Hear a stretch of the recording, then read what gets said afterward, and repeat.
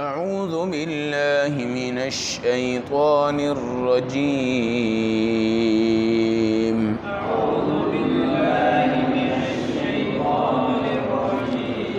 بسم اللہ الرحمن الرحیم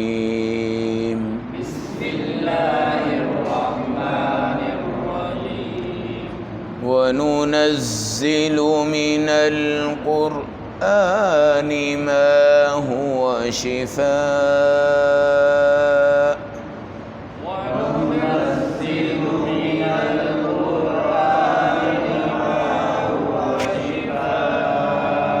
وَرَحْمَةٌ لِّلْمُؤْمِنِينَ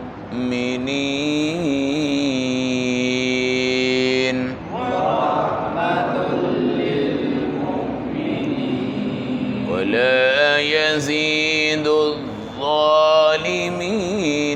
إِلَّا خَسَارًا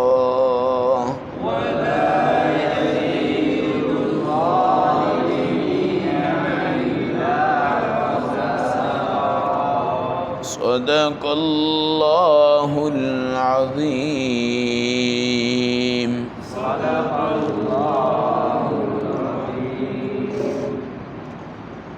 تلاوت کردہ آیت مبارکہ کا ترجمہ: وَنُنَزِّلُ مِنَ الْقُرْآنِ، اور ہم اتارتے ہیں قرآن سے ایسی چیزیں، ما ہوا شفاء، جو ایمان والوں کے لیے شفا بھی ہیں، وَرَحْمَةٌ لِّلْمُؤْمِنِينَ، اور رحمت بھی ہیں، وَلَا يَزِيدُ الظَّالِمِينَ إِلَّا خَسَارًا، ظالموں کا تو قرآن پڑھ کر بھی خسارہ ہی ہوتا ہے۔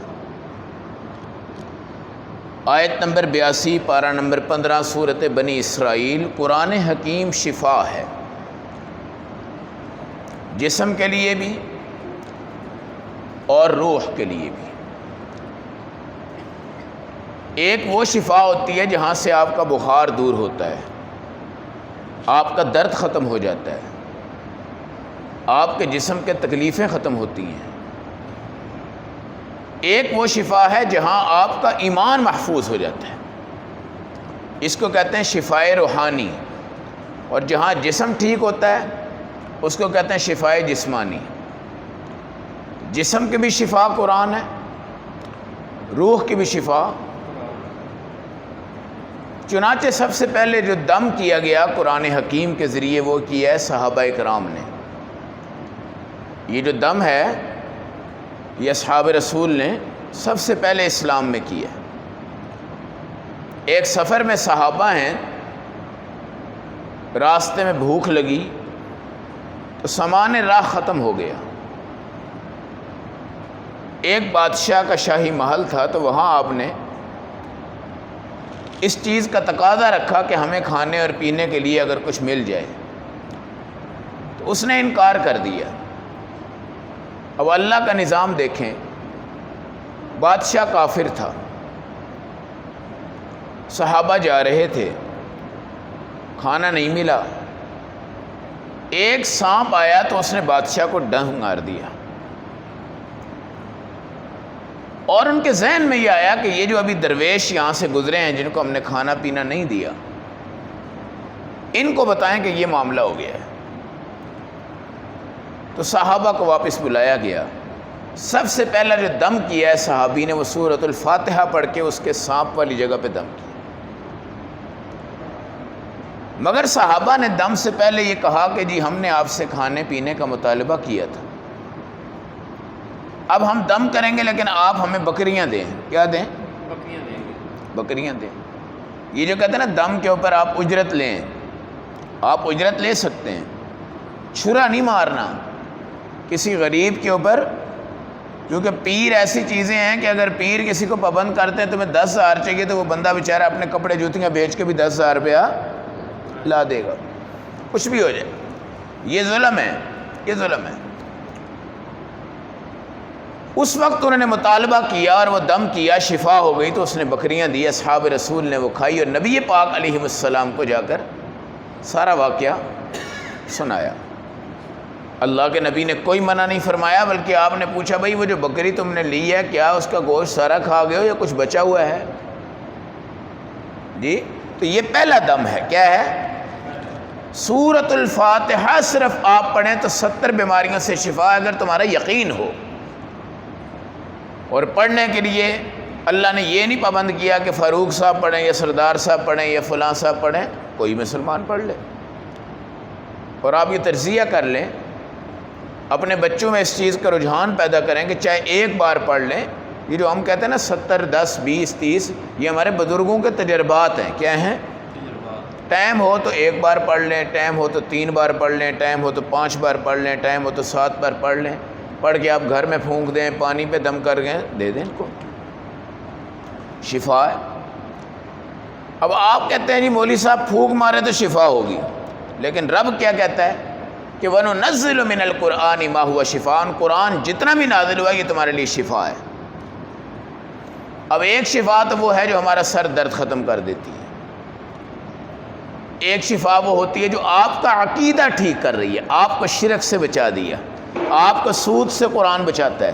لا تقرب الزنا، آپ کو زنا سے قرآن بچاتا ہے۔ لا تقرب الفواحش، آپ کو گندی باتوں سے قرآن بچاتا ہے۔ آپ کو شراب سے قرآن بچاتا ہے۔ آپ کو اپنی بیوی کے ساتھ منسلک ہونا اور غیر دنیا کی عورتوں کو سائڈ پہ کر دینا، یہ دعوت کون دیتا ہے؟ قرآن دیتا ہے۔ بیویوں کے وہ ماحول جہاں پہ وہ ناپاک ہو جاتی ہیں، اس کا تذکرہ کون کر رہا ہے؟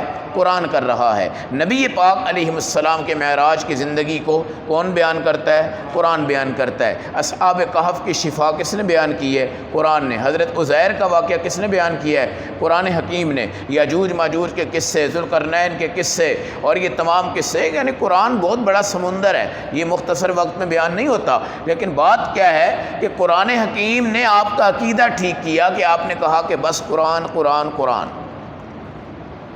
اور اس کو دیکھنا، اس کو پڑھنا، اس کو اٹھانا، اس کو رکھنا، اس سے پیار کرنا، اس کا اچھا غلاف بنا دینا، اچھی الماری بنا دینا، اچھی حفاظت کر دینا، یہ بھی شفا ہے۔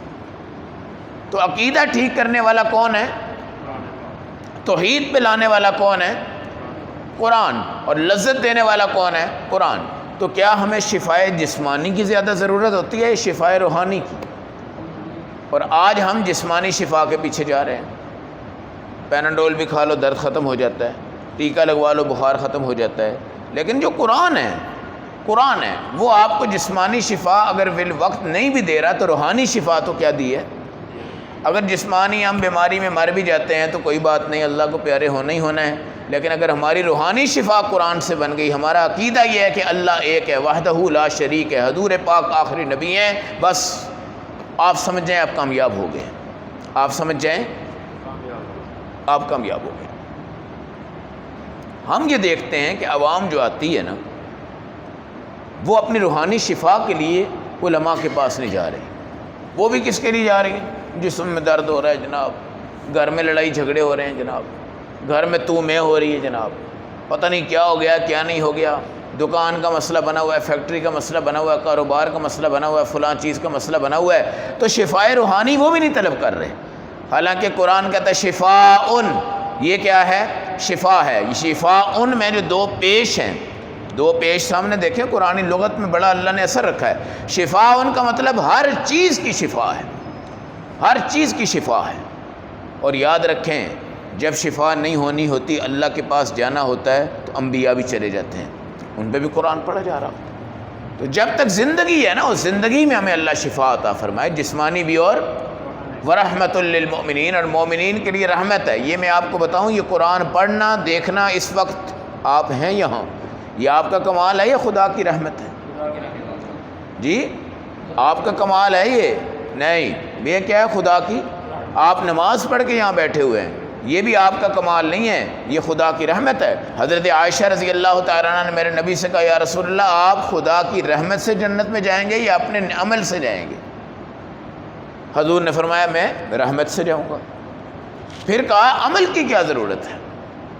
عمل کی کیا ضرورت ہے؟ حضور نے فرمایا اے عائشہ عمل تو ہی رحمت ہیں، اگر رحمت نہ ہو ہمیں اٹھنا، پھر آنا، پھر وضو کرنا، پھر نماز پڑھنا، یہ 17 رکعتیں پوری کرنا، تہجد پڑھنا، تراویح پڑھنا، یہ بتائیں یہ ہماری طاقت کا کمال ہے؟ بڑے بڑے کھلاڑی اس ٹائم جناب میچ جیت کے آرام سے لیٹے ہوئے خراٹے مار رہے ہیں، بڑے بڑے طاقتور لوگ ہیں۔ اس لیے یاد رکھیں ایک عمل بھی آپ کا کمال نہیں ہے، یہ رحمت خدا ہے، یہ رحمت ورحمۃ للمؤمنین، مومنین کے لیے رحمت ہے۔ اس لیے قرآن کو پڑھنا بھی اپنا کمال مت سمجھیے گا، آپ نیکی پہ آ رہے ہیں، اس کو اپنا کمال مت سمجھیے گا۔ اب آپ کیا کہتے ہیں نہیں پتہ نہیں مجھے شفا ملی ہے کہ نہیں، تو بھائی یہ نماز شفا ہی ہے، نماز شفا ہے۔ کتنے گناہ آپ کے نماز اور کتنے گناہ آپ کے وضو اور کتنے گناہ آپ کے توبہ اور کتنے گناہ آپ کے رب اجعلنی مقیم الصلاۃ سے، کتنے گناہ قرآن پڑھنے سے، کتنے گناہ سبحان ربی الاعلیٰ سے، کتنے سبحان ربی العظیم سے، کتنے اتحیات سے، کتنے آپ کے درود شریف سے، کتنے السلام علیکم ورحمۃ اللہ سے، کتنے نماز باجماعت میں پڑھنے سے، کسی اللہ والے کے ساتھ کھڑے ہونے سے آپ کے مٹ چکے ہیں، مٹ چکے ہیں۔ اور جب گندگی صاف ہوتی رہے نا، واش ہوتی رہے، تو کبھی گندگی سٹاک نہیں ہوتی۔ اور ہم جاہل لوگ بھی ہیں کہ ہم کہیں کہیں نمازیں، کہیں کہیں دن، کہیں کہیں راتیں مسجدوں میں نہیں آتے، تو وہ تمام گندگیاں کیا ہوتی ہیں، سٹاک ہوتی رہتی ہیں۔ تو یہ جو آپ نماز پڑھ رہے ہیں، قرآن پڑھ رہے ہیں، آپ سمجھیں کہ آپ کو شفا مل چکی ہے۔ وَلَا يَزِيدُ الظَّالِمِينَ إِلَّا خَسَارًا، اور ظالم جو ہے نا وہ آج تک خسارے کے سوا کچھ نہیں حاصل کر سکے۔ اس وقت بھی کفار ہیں جنہوں نے بڑے بڑے قاری رکھے ہوئے اور ان سے وہ قرآن پڑھتے ہیں، اور بڑے بڑے مدرسے ہیں جہاں پر کفار دین کی تعلیم دے رہے ہیں، مگر ان کی دین کی تعلیم دینا یا قرآن سکھانا اس کا مقصد ہے ہم قرآن کا متبادل پیش کر کے دنیا کو دیں۔ اب وہ پڑھ بھی رہے ہیں، ریسرچ کر رہے ہیں وہ قرآن پہ، لیکن ان کا مقصد کیا ہے، ہم قرآن پڑھیں لیکن اس کو پھر مٹانے کے لیے ہم زور لگائیں۔ ظاہر ہے آپ کو ایک بندگی پتہ چلے گا نا یہ فلاں چیز ہے، تو تبھی جا کے اس کو مٹائیں گے نا۔ آج جیسے ہم دیکھتے ہیں جناب ہندو کیا کرتے ہیں، عیسائی کیا کرتے ہیں، سکھ کیا کرتے ہیں، ہمیں ان کی عادات کا جب پتہ ہوتا ہے، ہم جا کر پھر اپنے دینی مواعظ کے ذریعے ان چیزوں کو کیا کرتے ہیں، مٹاتے ہیں۔ اگر ہم مسجد میں بیٹھے رہے، ہمیں پتہ ہی نہ چلے گرودوارے میں ہوتا کیا ہے، ہم مٹائیں گے کیا؟ اس طرح وہ بھی ہمارے دین کو پڑھ رہے ہیں، وہ بھی ہمارے دین کو پڑھ رہے ہیں، اور پڑھ کر اس کا متبادل پیش کرنے کے لیے وہ کوشش کر رہے ہیں۔ اب کتنی محنت ہے ان کی، پیسہ بھی، بجٹ بھی ہے، ادارے بھی۔ وَلَا يَزِيدُ الظَّالِمِينَ، وہ بھی پڑھتے ہیں، وہ بھی سیکھتے ہیں، لیکن ان کا الا خسارہ، کیا بڑھ رہا ہے؟ خسارہ بڑھ رہا ہے۔ اور ہمیں کچھ بھی آتا ہو، الحمدللہ ہمارا خسارہ کبھی بھی نہیں ہوتا۔ اس لیے قرآن کو مقصد زندگی بنا لو، قرآن کو مقصد زندگی بنا لو۔ لچھے دار تقریریں، نعتیں، شعر ہیں اور بڑے بڑے ہا وا قافیے، یہ اپنے موضوع ہیں، مگر قرآن آپ کو 1 to 1 جو ہے اللہ سے ملواتا ہے، اللہ سے جڑواتا ہے، اللہ سے کلام کرواتا ہے، اللہ سے بات کرواتا ہے۔ یہاں پر کوئی موبائل ملانے کی بھی ضرورت نہیں ہے، کال ملانے کی بھی ضرورت نہیں ہے، کھول لیا، پڑھ لیا، دیکھ لیا، سمجھ جائیں کہ اللہ سے آپ کا جوڑ پیدا ہو چکا ہے۔ اللہ ہم سب کو قرآن حکیم والی زندگی اور قرآن حکیم والی موت نصیب فرمائے۔